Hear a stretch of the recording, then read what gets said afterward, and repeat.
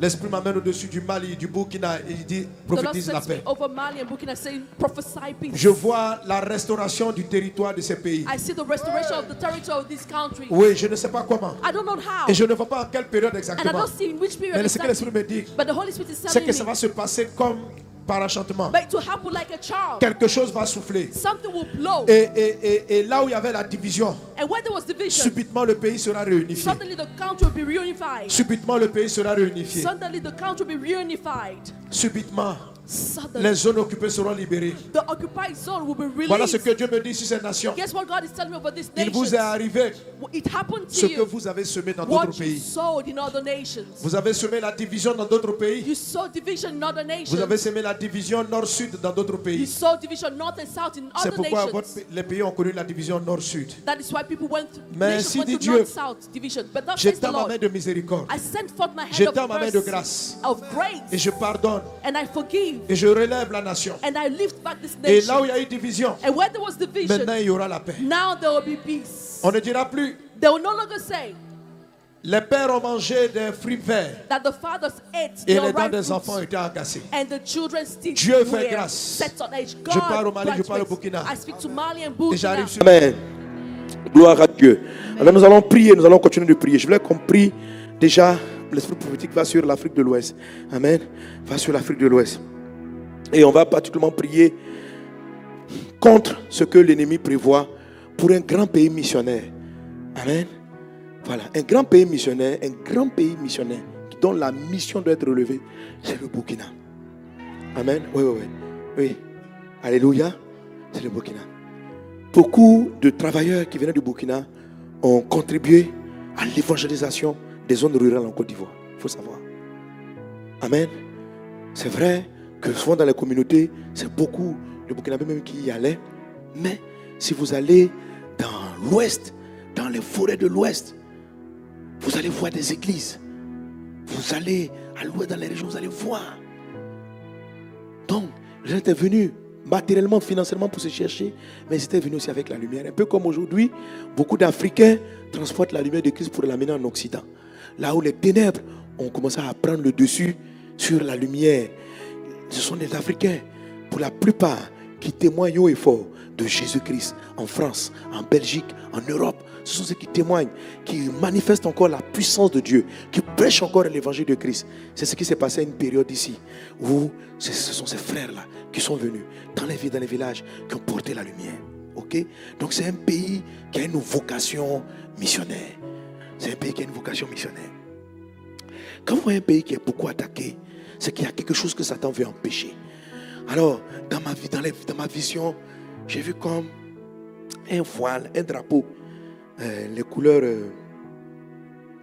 dessinées comme les écritures du djihadisme, comme le voile qui était arrivé, qui se battait pour pouvoir couvrir le pays, le Burkina, le Mali, et puis s'étendre et s'étendre. Et le voile essayait de couvrir le pays. Donc dans les 3 mois qui vont se passer, dans les 3 mois, ça sera délicat pour le Mali et le Burkina. Ça sera délicat. J'ai demandé à cet esprit, est-ce que c'est arrêté? C'est pourquoi je vous ai parlé de ce qu'on appelle les arrêts. Est-ce que c'est arrêté? C'est-à-dire que, si c'est arrêté, là, on va prier pour les saints qui sont là-bas afin de contrer. Parce que souvent, quelque chose peut arriver qui ressemble à un malheur, mais Dieu peut s'en servir pour que la lumière de Christ brille. Amen. Amen. Alléluia. Amen. Gloire à Dieu. Amen. L'évangile a progressé dans un pays comme le Tchad, dans un moment de ténèbres. Et j'avais, dans l'histoire que j'ai lue et qu'on a contée, il y avait une grande persécution contre l'église. Et les gens disaient que non, il fallait revenir à certaines religions fétichistes traditionnelles. Et il paraîtrait même, selon qu'on m'a dit même que le chef, même, c'était un ancien de l'église, pour qui on avait prié. Bon, c'est pas paraître, c'est la vérité. On a prié pour lui. Et Dieu l'a conduit à la présidence de la République. Elle est arrivée à la présidence, à force de faire de la compromission dans sa vie, il est reparti, dit donc que lui, on va aller vers les traditions de l'Afrique. Et il fallait donc obliger les personnes à revenir à ces traditions. Et les chrétiens, on se sont levés, ils ont dit non. Mais Dieu s'est servi de cela pour sauver des vies. On me raconte l'histoire que un jour, les groupes, ils ont attrapé un pasteur. On le tuait, on l'a tué, puis on l'a mis dans un trou. Quand ils ont fermé, et les militaires, les corps habillés qui l'ont tué étaient là en train de boire, en train de faire des trucs, et puis ils ont vu une lumière qui a quitté le ciel. Une lumière qui a quitté le ciel. Et qui est venue éclairer l'endroit où vous avez enterré le pasteur vivant. On l'a enterré vivant. Il a éclairé. Et puis ils ont vu comme quelque chose de blanc qui est sorti avec un ange et puis qui est monté. Il dit, ils sont restés comme ça. Il dit, ils sont en train de boire, ils sont en train de crier. Plus personne n'a dit un mot. La vision là les a paralysés. Ils sont restés. Le lendemain matin, ils sont levés, ils ont pris le courage pour dire, qu'est-ce qui est sorti de ce tombeau? Et ils ont ouvert. Et quand ils ont ouvert, il n'y avait plus le corps du pasteur. Il y avait juste sa Bible. Il y avait juste la Bible. On dit les bourreaux, ils ont pris la Bible. Ils ont dit Jésus est Seigneur. Et tout un contingent militaire est devenu témoin de Jésus. Oui, Dieu fait des choses qui sont glorieuses. Alléluia. Mais ce n'est pas le destin que Dieu prévoit pour le Burkina. Alléluia. Donc, ce n'est pas le destin que Dieu prévoit pour le Burkina. Alléluia. Nous allons prophétiser dans le nom de Jésus-Christ de Nazareth. Afin que tout ce qui est en train de se tramer dans le secret. Je demande à Dieu s'arrêter. Dieu me dit ce n'est pas arrêté. Dieu me dit ce n'est pas arrêté. Et j'en profite donc pour parler à tous nos frères et sœurs de ce pays. Amen. Vous êtes une armée de Dieu. Et nous déclarons Ésaïe 7:7. Les projets du diable n'auront pas lieu. Amen. Mais ça va se transformer. À la traversée, j'ai dit, Dieu va faire disparaître. Mais c'est un combat. À vous, dans l'intercession, je viens dire ce qu'on a vu. Je vous ai donné le rêve. Parce qu'un intercesseur, il rêve la victoire. Il rêve le salut. Parce que lui, il ne se limite pas à l'annonce triste. Mais il prie pour la victoire. Alléluia.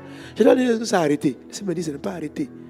Mais il faut que les hommes et les femmes de Dieu, du Mali, du Burkina, se tiennent main dans la main, adorent Dieu et lèvent Dieu. Et de la même manière que ce vent de ténèbres qui est rentré au Nigeria, qui est au Mali, qui est en train de prendre le Burkina, quand il veut finir avec cette ligne-là, descendre sur la Côte d'Ivoire, prendre la... Voilà, etc. Nous voulons déclarer dans le nom de Jésus. Et dans les 3 mois, même jusqu'à avril, il prévoit faire des choses. Mais que Dieu se lève. Alléluia. Et que les œuvres des ténèbres soient déjouées. Que ce voile-là qui vient soit déchiré dans le nom de Jésus. Que la lumière de Christ brille. Que la lumière de Christ brille. Cela n'a pas lieu. Cela n'aura pas lieu. Alléluia. Alléluia. La lumière de Christ va briller et les ténèbres vont reculer et l'évangile sera proclamé. Et cette nation-là, qui est une nation missionnaire de témoignage de Jésus, va et sera et demeurera dans son truc. Nous élevons la voix vers le Seigneur et nous déclarons ces choses dans le nom de Jésus.